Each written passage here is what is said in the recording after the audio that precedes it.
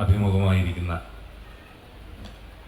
വലിയ വലിയ കലാകാരന്മാരെ, കലാകുടുംബത്തിലെ അംഗങ്ങളെ, എന്നെയും എൻ്റെ കുടുംബത്തെയും എന്നും സ്നേഹിക്കുന്ന നല്ലവരായ എൻ്റെ ജ്യേഷ്ഠന്മാരെ, സഹോദരിമാരെ, കുഞ്ഞനുജന്മാരെ, അനുജത്തിമാരെ,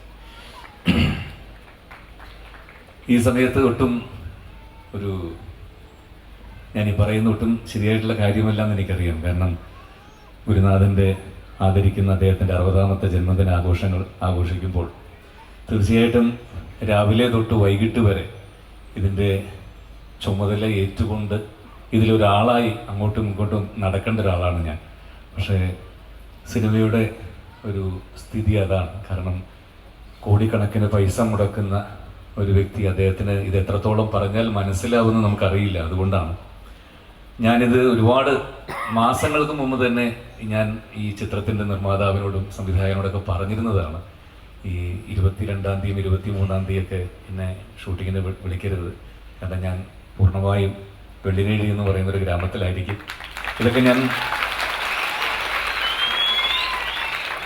പറഞ്ഞതാണ്. പക്ഷേ സിനിമയിലെ നമ്മളൊപ്പം അഭിനയിക്കുന്ന പല കലാകാരന്മാരുടെയും ഡേറ്റുകളും പ്രശ്നങ്ങളും എല്ലാം വരുന്നത് കൊണ്ടാണ് ഇങ്ങനെയുള്ള സാഹചര്യങ്ങൾ മാറിപ്പോകുന്നത്. അതിന് ഞാൻ മറ്റാരോടുമല്ല, എൻ്റെ ഗുരുനാഥനോട്, അദ്ദേഹത്തിന് ഇത് മനസ്സിലാവും എന്ന് എനിക്ക് 100% വിശ്വാസമുണ്ട്. അതിന് അദ്ദേഹത്തോട് മാപ്പ് ചോദിച്ചുകൊണ്ട് ഞാൻ തുടങ്ങുന്നു. ഈ സമയത്ത് എനിക്ക് പറയാനുള്ളത് അദ്ദേഹവുമായിട്ടുള്ള 10-12 വർഷക്കാലത്തെ ഒരു ഗുരുശിഷ്യ ബന്ധത്തെക്കുറിച്ച് മാത്രമാണ്.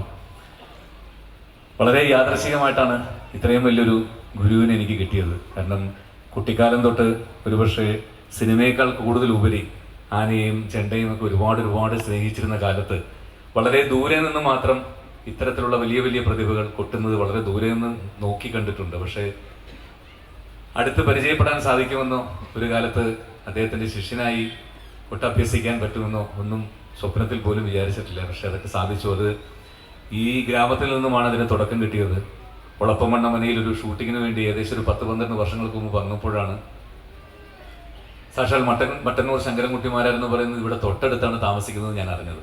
അങ്ങനെ അദ്ദേഹത്തെ ചെന്ന് കാണുകയും എന്തെങ്കിലും ഒരു കാലത്ത് സമയം വരുമ്പോൾ പഠിപ്പിക്കാമെന്ന് അദ്ദേഹം പറയുകയും പിന്നീട് അത് വളരെ പെട്ടെന്ന് തന്നെ സാധിക്കുകയും പഞ്ചാരിമേളത്തിൻ്റെ എല്ലാ കാലങ്ങളും വളരെ ഭംഗിയായിട്ട് ഇന്ന് ഏത് വേദികളിലും വളരെ ധൈര്യപൂർവ്വം എത്ര മണിക്കൂർ വേണമെങ്കിലും നിന്ന് കൊട്ടാൻ എനിക്കൊരു ശക്തി തന്നത് അദ്ദേഹം തന്നെയാണ്. ജീവിതത്തിൽ ആ ഒരു മറക്കാൻ കഴിയില്ല. കാരണം എനിക്ക് തോന്നുന്നു ഒരു ശിഷ്യനെ അദ്ദേഹത്തിന് ലോകം മുഴുവൻ ശിഷ്യന്മാരുള്ളതാണ്.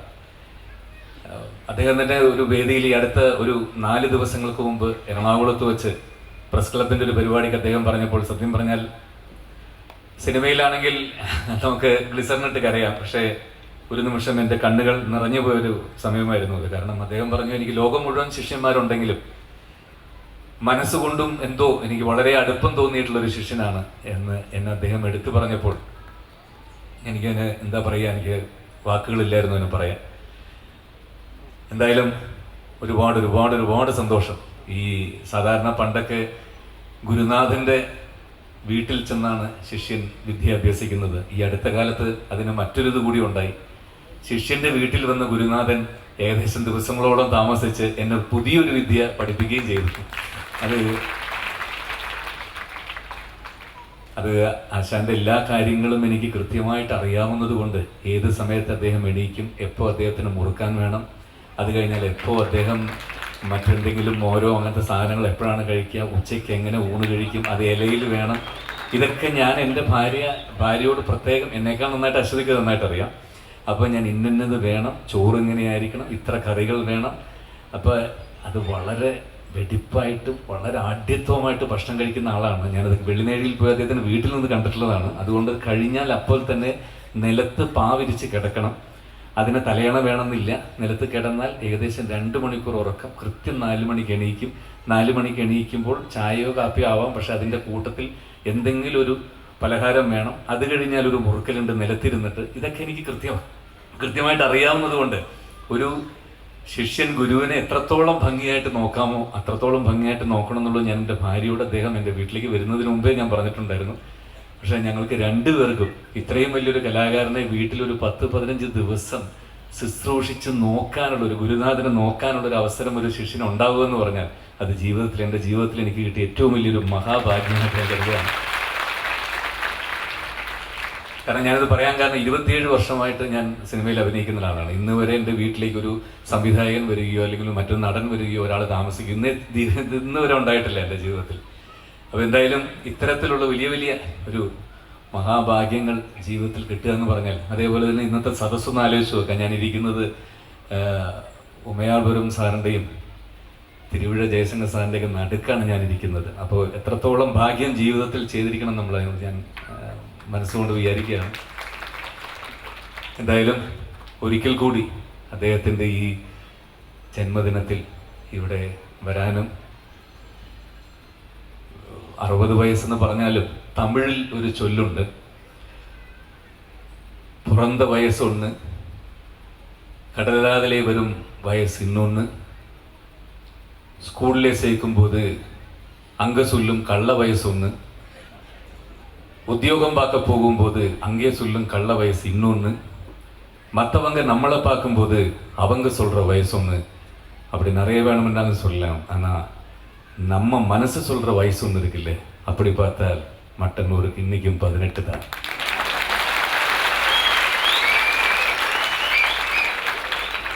உமையாள்புரம் சார், நான் சொன்னது கரெக்டு தானே? கேட்டீங்களா? அப்படியா? சரி, 18 ഇല്ല 15 ആണെന്നാണ് അദ്ദേഹം പറയുന്നത്. എന്തായാലും ഇനിയും ഒരുപാട് വർഷം അദ്ദേഹത്തിൻ്റെ ഈ ശ്രുതിമേളം കേരളത്തിനകത്തും പുറത്തും ലോകം മുഴുവൻ നിറഞ്ഞു നിൽക്കട്ടെ. ആയുരാരോഗ്യ സൗഖ്യം ജഗദീശൻ അദ്ദേഹത്തിന് കൊടുക്കട്ടെ. എന്നെപ്പോലെ ഇനിയും ഒരുപാട് ശിഷ്യന്മാർക്ക് അദ്ദേഹത്തിനൊപ്പം ആ വിദ്യ പഠിക്കാനുള്ളൊരു ഭാഗ്യമുണ്ടാവട്ടെ എന്ന് ഞാൻ പ്രാർത്ഥിക്കുകയാണ്. കാരണം ഈ ഒരു അവസരത്തിൽ ഒരു കാര്യം കൂടി പറഞ്ഞില്ലെങ്കിൽ സാധിക്കില്ല. കാരണം എത്രയോ വലിയ, ആരും ഇത് തെറ്റായിട്ട് വിചാരിക്കില്ല എന്ന് ഞാൻ വിചാരിക്കുന്നു. 1% പോലും ആരും, മറ്റ് കലാകാരന്മാർ ഇവിടെ ഉള്ളവർ തെറ്റായിട്ട് വിചാരിക്കരുത്. കാരണം നമ്മൾക്ക് വിദ്യ എത്രത്തോളം അറിയാമെങ്കിലും അത് മറ്റുള്ള ആൾക്ക് പകർന്നു കൊടുക്കാൻ കഴിയുക എന്ന് പറയുന്ന ഒരു വലിയ കഴിവ് തന്നെയാണ്. എത്രയോ വലിയ കലാകാരന്മാരെ എനിക്കറിയാം. അവരുടെ അടുത്ത് പെട്ടെന്ന് നമ്മൾ പോയിട്ട്, അശാനെ ഇന്നത് ഞാൻ കൊട്ടി, ഇത് കഴിഞ്ഞതിൻ്റെ ഇടയ്ക്കൊരു താളമുണ്ടല്ലോ, അതെന്തിനാ വരുന്നത് ചോദിച്ചാൽ എല്ലാവരും മേപ്പോട്ട് നോക്കാറാണ് പതിവ്. പക്ഷേ സത്യം പറഞ്ഞാൽ മട്ടന്നൂർ ഒരു വിദ്യ മറ്റുള്ള ആൾക്ക് പകർന്നു കൊടുക്കുന്നത് അത് എന്നെ അതിശയിപ്പിച്ചിട്ടുണ്ട്. കാരണം എന്നെപ്പോലത്തെ ആൾക്ക് ഇതിലൊന്നും വലിയ ഗ്രാഹ്യമുള്ള ആളല്ല. അപ്പോൾ ഞാൻ പെട്ടെന്ന് അദ്ദേഹം എനിക്ക് ഇന്ന തക്കിട്ട അല്ലെങ്കിൽ ഇന്ന ഇത് പറഞ്ഞു തരുമ്പോൾ ഞാൻ എനിക്ക് മനസ്സിൽ കയറിയില്ല. അത് ശരി, അത് മനസ്സിൽ നിന്ന് കളഞ്ഞേക്കൂ. ഇന്ന രീതിയിലായാലോ ഞാൻ പറഞ്ഞിരിക്കില്ല, എന്നാൽ അതും കളഞ്ഞേക്കൂ, ഇന്ന രീതിയിൽ. അങ്ങനെ അവസാനം അദ്ദേഹം എനിക്ക് പഞ്ചാരിമേളത്തിൻ്റെ തുടക്കം പഠിപ്പിച്ചത്, അദ്ദേഹം പറഞ്ഞു കഴിഞ്ഞാൽ കുട്ടിക്കാലത്ത് ഈ ആശാൻ പള്ളിക്കൂടത്തിലൊക്കെ നമുക്ക് ചെറിയ കാര്യങ്ങൾ മനസ്സിൽ ഉറയ്ക്കാൻ വേണ്ടി എന്തെങ്കിലും ഒരു രൂപമോ അല്ലെങ്കിൽ മറ്റു കാര്യങ്ങളൊക്കെ വെച്ചായിരിക്കും പറഞ്ഞു തരിക. ഇപ്പം ഞാൻ കുഞ്ഞുനാളിൽ എനിക്ക് ഓർമ്മ വെച്ച നാള് സ്ലേറ്റും പെൻസിലും വെച്ച് ആശാൻ പള്ളിക്കൂടത്തിൽ പോയി 1 മുതൽ 10 വരെ പഠിച്ച കാര്യങ്ങൾ എനിക്കിപ്പോഴും ഓർമ്മയുണ്ട്. കാരണം അത് മറ്റൊന്നുമായിട്ട് ബന്ധപ്പെടുത്തിയാണ് അദ്ദേഹം എനിക്ക് പറഞ്ഞു തന്നത്. തലയൊന്ന്, കണ്ണ് 2, തേങ്ങയ്ക്ക് കണ്ണ് 3, പശുവിന് കാൽ 4, ഒരു കൈയിൽ വിരൽ 5, പപ്പടം 6, ഏണി 7, എട്ടുകാലി 8, പമ്പരം 9, 2 കൈയിൽ വിരൽ 10. മനസ്സിലായോ ചോദിക്കാനെടുത്ത്? അപ്പോൾ അത് അന്ന് മനസ്സിൽ ഓർത്തത് ഈ രൂപങ്ങളുള്ളതുകൊണ്ടാണ്. അതേപോലെ അദ്ദേഹം സന്ധിക്ക് നാമം ജപിക്കാറുണ്ടോ എന്ന് എൻ്റെ അടുത്ത് ചോദിച്ചു. ഞാൻ പറഞ്ഞു ഉവ്വ്. എന്നാൽ അത് മനസ്സിലങ്ങോട്ട് വിചാരിച്ചുകൂടാ.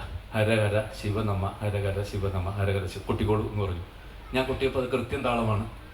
അപ്പോൾ അതുകൊണ്ട് എനിക്ക് എന്നും ആ പഞ്ചാരിയുടെ തുടക്കം എന്ന് പറഞ്ഞാൽ വെറും നാമം ജപിക്കുന്ന പോലെ എനിക്ക് കാണാപ്പാടമാണ്.